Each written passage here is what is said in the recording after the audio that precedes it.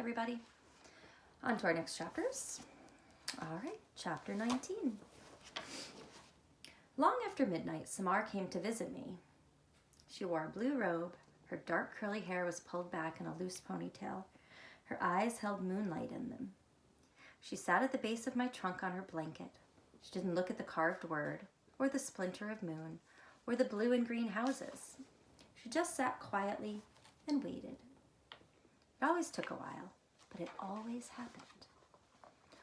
One by one, the babies ventured out to see her. Harold was first, flapping awkwardly down to the ground. The raccoon babies, you, and you, were next. Raccoon mothers are notoriously forgetful, so they don't bother with traditional names. The possums, the skunks, they all came. Samar sat perfectly still, and the babies circled her. Together they sat in the shimmer of moonlight and listened to my leaves rustle. Bongo settled on Samar's shoulders. "Hello," she said in her crow version of Samar's voice. "Hello," Samar said, echoing the echo. Bongo squawked, and Samar jumped a bit. Even Bongo's quietest caw is a bit on the harsh side. Bongo flew up to my smallest hollow and poked her head inside, her tail feathers still visible, with something shiny in her beak. She returned to the ground in front of Samar. Gently, she placed a tiny silver key attached to a long faded ribbon in Samar's open hand. "It's beautiful," Samar whispered. "Thank you." Bongo bent forward, wings spread in a sort of bow. It was, in crow circles, a sign of affection. So here's the mama and the babies, the you, and you. I'd seen that key before. Bongo had inherited it from her mother. Crows live in extended families and they pass information across generations. It didn't surprise me that Bongo still had the key, or that she'd decided to give it to Samar. In the sweet calm, surrounded by everything I loved, moonlight, air, grass, animals, earth, people, I wondered with a pang how much longer I would be able to savor such moments.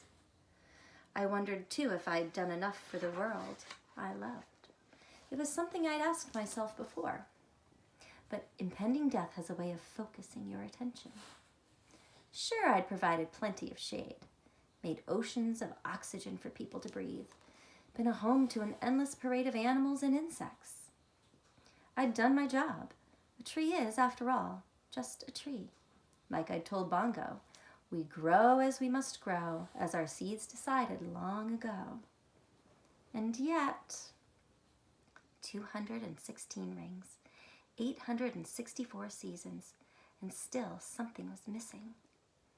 My life had been so safe. Upstairs, a curtain in the greenhouse moved. Behind it, Stephen was just visible, watching us.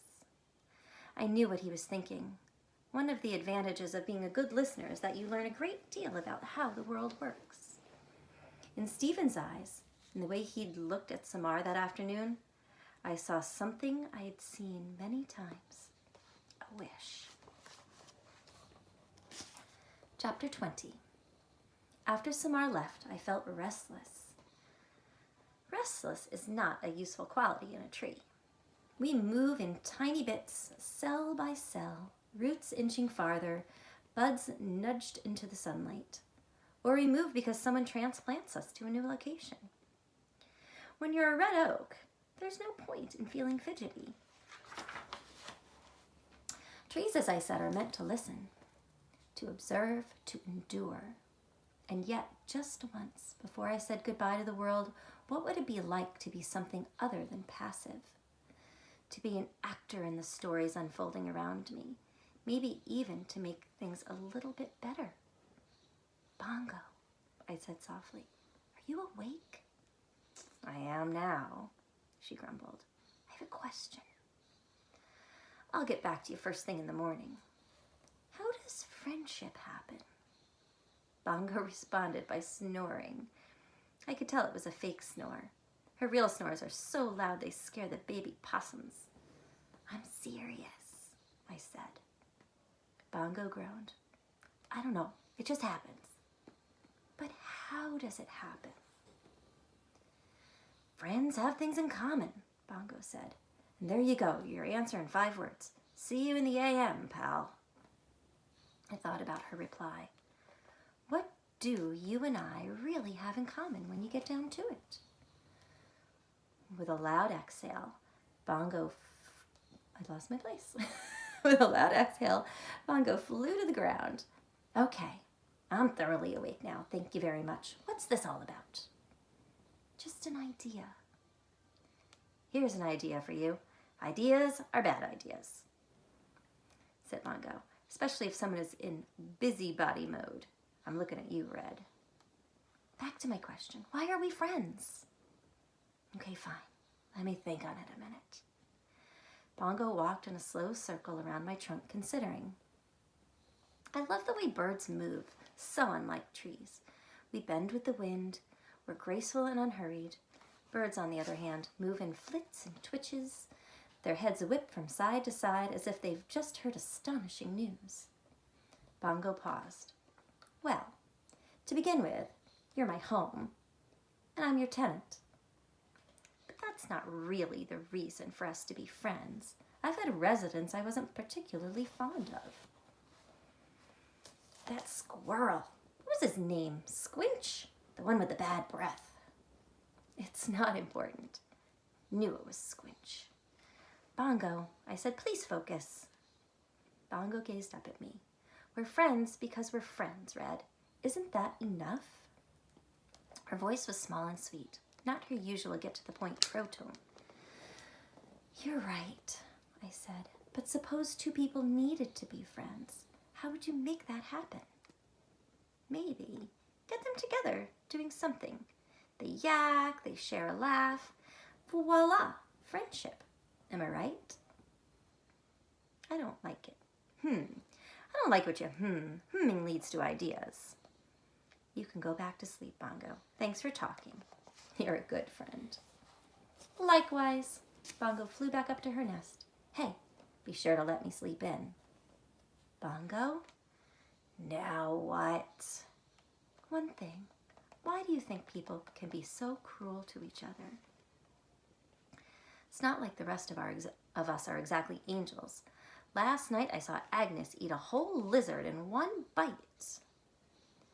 Agnes the barn owl, she lives with her nestlings in my highest hollow, flapped her wings in annoyance.